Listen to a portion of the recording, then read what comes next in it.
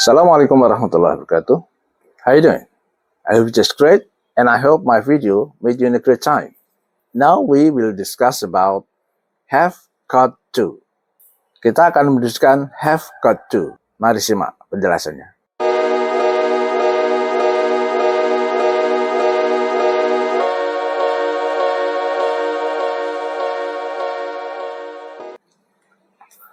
Have got to dan have to sama, artinya sama, yaitu suatu obligasi atau suatu keharusan yang datang dari orang lain atau dari pihak lain, institusi lain, untuk kita kerjakan.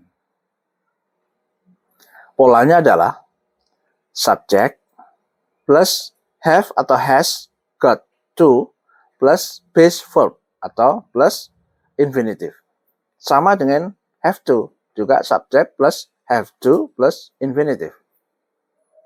Oke, mari kita telaah kedua-duanya. Have got to yang kita artikan adalah suatu obligasi atau kewajiban yang harus kita lakukan dari orang lain atau pihak lain.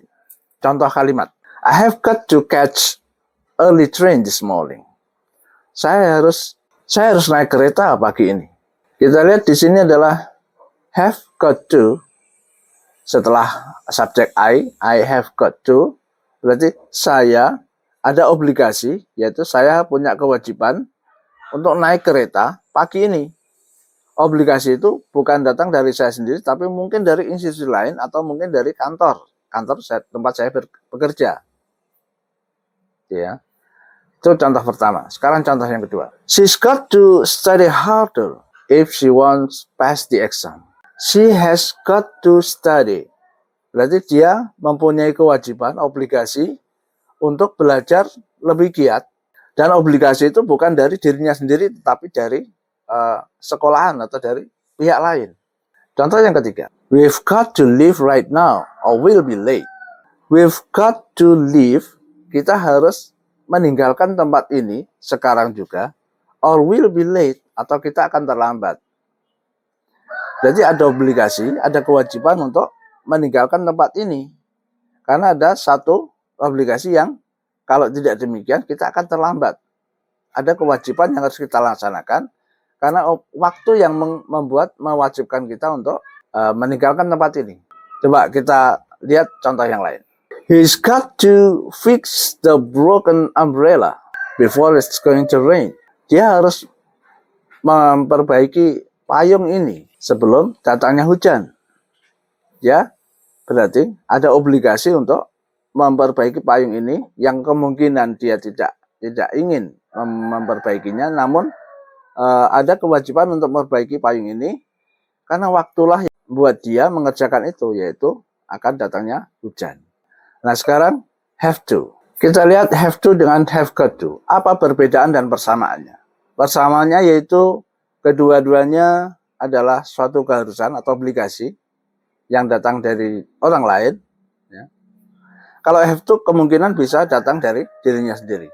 I have to go. I have to do this. But I have got to do this.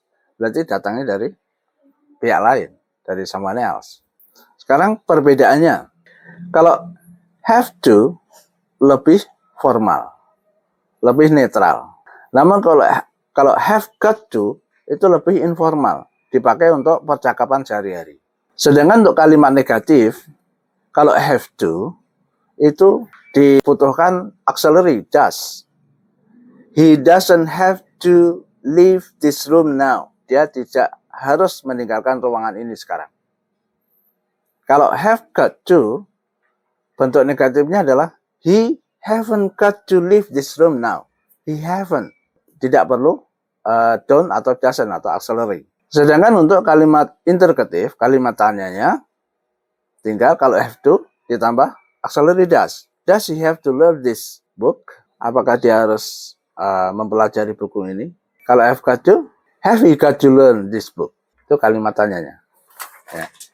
Tidak butuh auxiliary do atau does. Sekarang asal atau konteksnya, kalau have to itu lebih populer di AME atau American English. Tapi kalau have got to lebih populer di British English. Have got to bisa disingkat kalau untuk percakapan menjadi gotta. Kota. I've gotta go. Saya harus pergi. I've gotta convince you. Saya harus meyakinkan kamu. Kesimpulannya adalah, dalam konteks percakapan, have got to lebih santai atau lebih informal. Kalau have to, itu lebih formal. Biasanya dipakai dalam bahasa tulis. Baik, saya kira demikian penjelasan dari saya tentang have got to dan have to. Saya harap ini bisa menambah pengetahuan kita tentang bahasa Inggris. Dukung terus channel ini, subscribe, like, dan share. Saya kira demikian. Wassalamualaikum warahmatullahi wabarakatuh.